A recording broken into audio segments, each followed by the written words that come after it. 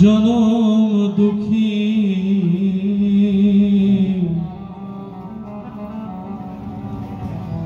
সেদিন তুমি আমার বান্ধব হয়ো।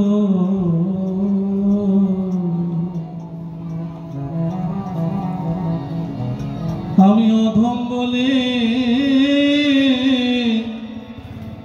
দূরে ফেলো না দয়া,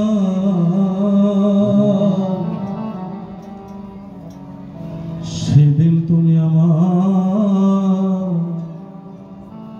বান্ধব হয়ো। শ্রীমতী রাধারানী গোবিন্দের হাত ধরে বলেছিল, যেদিন আমার আত্মীয় স্বজন এই সংসারে সবাই বিদায় দেবে,